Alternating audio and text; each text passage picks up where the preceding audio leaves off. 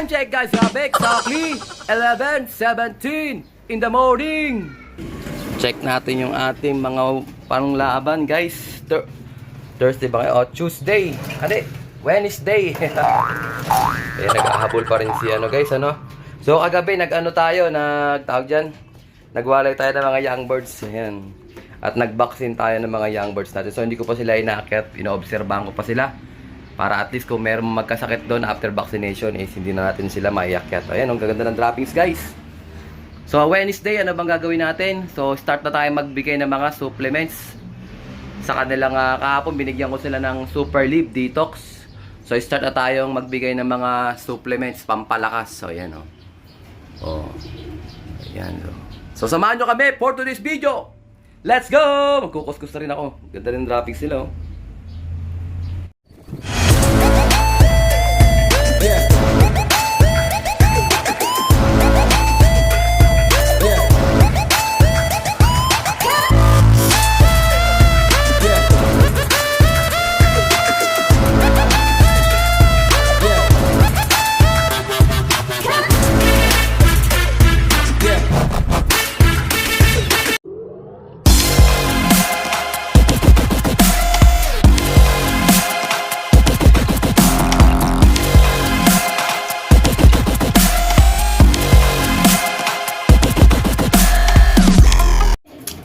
guys, malinis na, nakapag-post na tayo. So ito yung bibigyan natin sa kanila ngayon. Yung ating Boost X5 capsule, ayan Boost X5, ayan. So available to sa ating suking tindahan sa Alcohol Love TV, Lazada store, ayan. So ito yung bibigyan natin sa kanila ngayon. So dati ang bigayan ko nito Thursday. Pero dahil malayo-layo na ang race natin, Wednesday pa lang magbibigay na ako nito. So Wednesday, Thursday, tig-isa sa umaga. Tapos, Friday naman yung ating vitamin B12. So, yan. Konti-konti lang, guys. Isa-isa lang muna. Ayan, So, isa-isahin ko silang bigyan ito, guys. Bali, hindi ko nabibigyan yung hindi natin nilalaban yung asawa ni Opal. Kasi, hindi naman siya kasali sa race. So, bali, 40 na lang yung bibigyan natin ngayon, guys. Kasi, 40 na lang yung panglaban natin. So, good luck sa lahat, mga kalapatids. Bigyan ko muna sila. Let's go. Guys, okay na. Naisa-isa ko na sila. So, bibigyan ko na rin din sila ng tira nilang patoka kagabi. Ayan, Ayan. May, pa yan? Meron pa yung, tawag dun. Ito na lang maiwan natin, yung asawa ni, yung asawa ni Opal. O, ayan.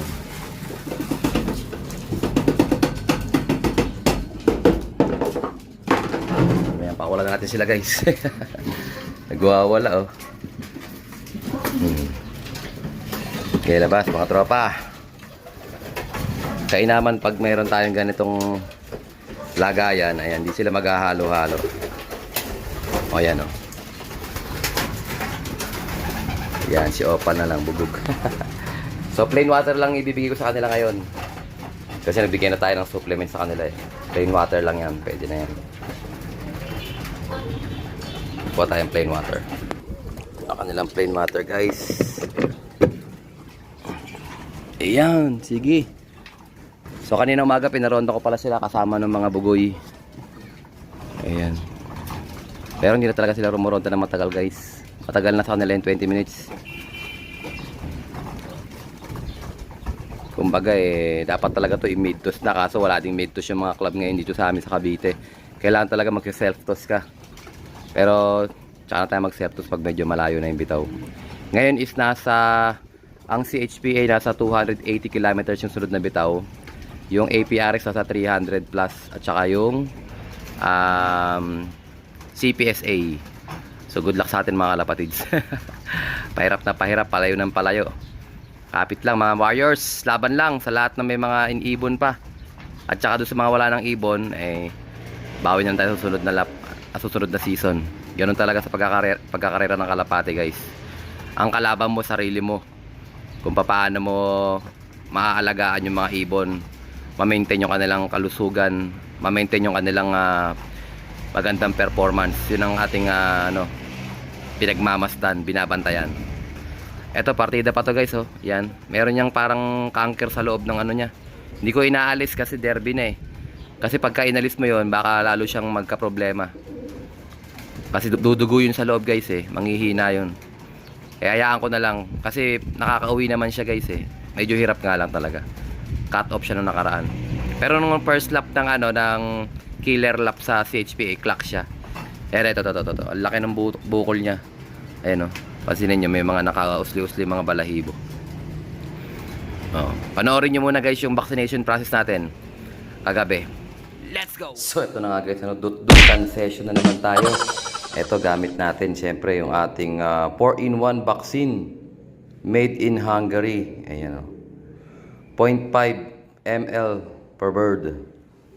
Ayan, for PMB, adeno, salmonella, and bronchitis.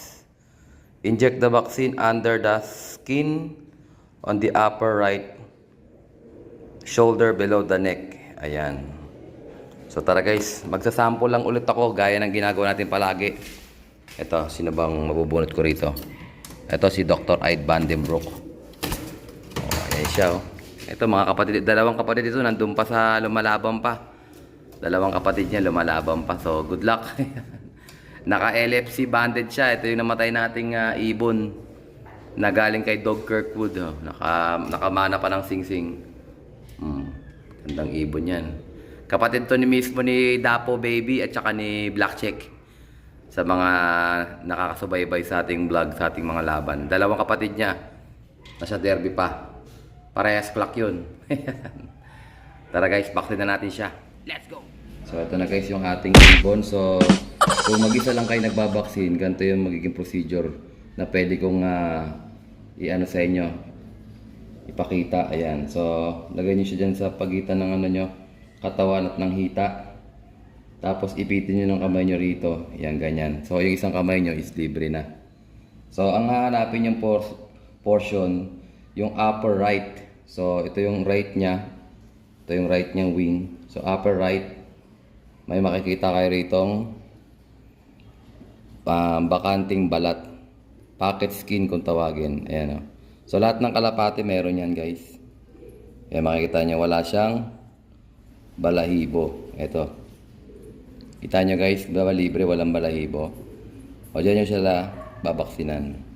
So pagka hindi kayo sanay, pwede nyo kayo gumamit ng tawag doon, ng alcohol para madali nyo mahawi. Ayan o.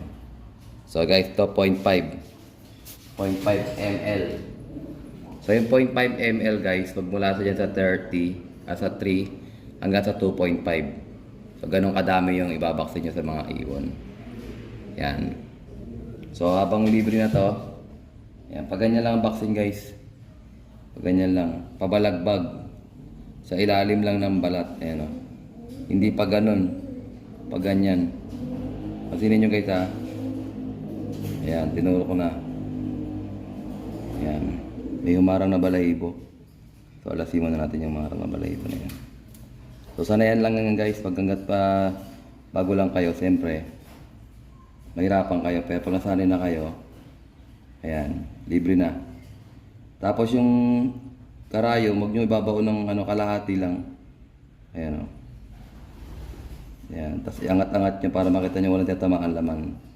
Pagka kalahati na, ayan, tsaka nyo ipasok yung vaccine. Ayan. 0.5 guys, paabutin nyo. Medyo mahirap lang itusok kasi oil-based itong gamit natin. Ayan, pag naabot nyo na, ipitin nyo ganyan, tsaka nyo bunutin. Tapos i-massage nyo 10 to 15 seconds. Tapos yung vaccine nyo, ibalik nyo dun sa may yellow para at least hindi siya mapanis. Okay na, that's it. So, yun nga guys, yung ito yung kapatid niya. Oh. Ito naka CSW RPC rin, no? Panlaban namin ng South. So, yung may-ari niya namatay. So, habol na lang to. Try natin kung kakayanin nila. So, lahat to babaksinan ko. Bali, 6 yan. Tsaka meron pa tayong 4 dito. Yung mga malalaki. Nauna na natin nawalay. Oh, ito. Itong 4 na yan. Ang gaganda, oh. Ito yung may bulutong. Ayan yung may bulutong. Pero pagaling na rin yan. Asan yung bulutong mo? Pakita mo yun. Ang laki. Kinuskus ko na ng asin yan. Tara, baksin natin sila lahat. Let's go! ay hahabol ko rin pala yung ano. Babaksinan ko na lang din yung yung ibon ni Brother Jeremy. Brother Jeremy, medyo malaki na rin tong African Black Eagle mo. Oh, yan oh. Oh, yan, lalaki na oh. Ang droppings nila guys, tinan nyo, ang gaganda. Solid. So mga 1 to 2 weeks pa to para at least pwede na makuha ni Brother Jeremy. Babaksin ako na rin yun ngayon. Let's go! So ito guys, tapos na tayo mag-vaccine. Bali nakadalawang 3 ml tayo kasi 12 pigeons. Dosing pigeons yung ating binaksinan. Ayan. May natira pa naman sa ating vaccine kaso konti na lang.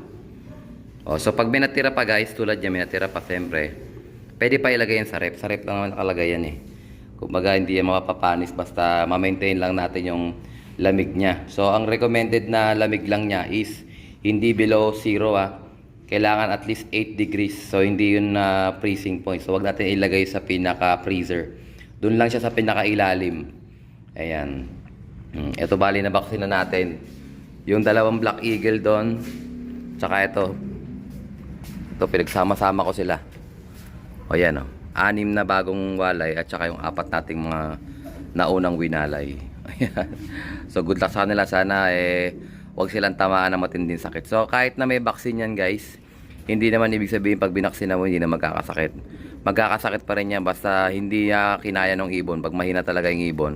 So ito, after mabaksinan, i-monitor nyo yung mga ibon para kung may magkasakit ay alam nyo na.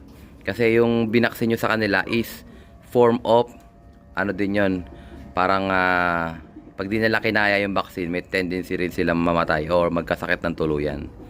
So kagandahan lang sa vaccine is pag may pumasok sa kanilang malakas-lakas na yun nga, bacteria o virus, hindi sila basta-basta tatamaan ng matindi. Ayun. Pero minsan pag sobrang lakas talaga, hindi nila kakayanin. At saka siyempre kailangan overall health din nila.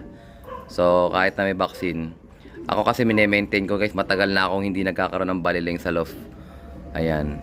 Gamit natin yung 4-in-1 vaccine na yan. Tagal na, since ano pa, hindi ko na maalala Pero dati kasi nagkikip pa ako ng may baliling. Pero ngayon hindi na ako nagagamot ng baliling. Ayan. Okay guys, alam na this. Good night na. Tumunog na yung sirena, alas 10 na. So ito na guys yung kalagayan ng mga binaksina natin. Ayan sila.